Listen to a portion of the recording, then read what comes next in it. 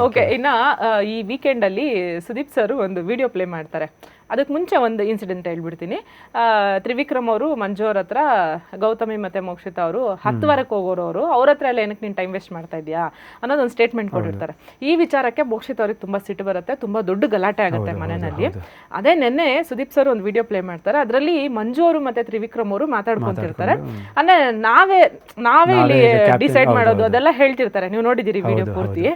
So ನಿನ್ನೆ ಯಾಕೆ ಯಾರು ರಿಯಾಕ್ಟ್ ಆಗ್ಲಿಲ್ಲ ಅಂತ ಹೇಳಿ ಅಷ್ಟು ದೊಡ್ಡ ಸ್ಟೇಟ್ಮೆಂಟ್. ಅದು ಆಕ್ಚುಲಿ 10 ವಾರಕ್ಕೆ ಹೋಗ್ತಾರೆ ಅನ್ನೋದಕ್ಕಿಂತನೂ ಅದು ಆಕ್ಚುಲಿ ಬೇರೆ ಟೈಮಲ್ಲಿ ಆಗಿದ್ರೆ ಅದು ಸುದೀಪ್ ಸರ್ ಇದ್ದಾರೆ.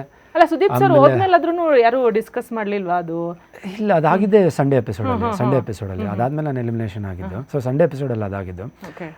ಬಟ್ ಅದಾಗಿದ್ದು ಐ ಥಿಂಕ್ ಆಬ್ವಿಯಸ್ಲಿ ಫೈರ್ ಹತ್ಕೊಂಡೈತೆ, ಬೆಂಕಿ ಹತ್ಕೊಂಡೈತೆ, 100% ಹತ್ಕೊಂಡೈತೆ. ಅಲ್ಲಲ್ಲೇನೆ ನಿಮಗೆ ಕಾಣ್ತಿತ್ತು. ಇದು ಹಾಕಿದಾಗ ಏನದು ನೇಮ್ ಬೋರ್ಡ್ಗಳು ಆಗ್ತಾರಲ್ಲ, ಯಾವುದೋ ಒಂದು ಇದು ಬಂದಾಗ ಅದನ್ನ ಮಾಡೋವಾಗ ಆ್ಯಕ್ಚುಲಿ ತ್ರಿವಿಕ್ರಮ್ಗೆ ಜಾಸ್ತಿ ಬೋರ್ಡ್ಗಳು ಹೋಗುತ್ತೆ. ಸೊ ಅಲ್ಲಿ ಏನಕ್ಕಂದರೆ ಅದು ಆಲ್ರೆಡಿ ಹತ್ಕೊಂಡೈತೆ. ಲೈಕ್ ಈ ಕಡೆ ಐಶ್ವರ್ಯ ಅವ್ರಿಗೂ ಬೇಜಾರಾಗುತ್ತೆ, ಮೋಕ್ಷಿತಾ ಅವ್ರಿಗೆ, ಇವ್ರಿಗೆ ಶಿಶಿರ್ ಅವ್ರಿಗೆ. ಸೊ ಇಲ್ಲಿ ಅವ್ರಿಗೂ ಒಂದು ಸ್ಟ್ಯಾಂಡ್ಸ್ ತೊಗೊಳಕ್ಕೆ ಅವರು ನಿಂತಾರೆ.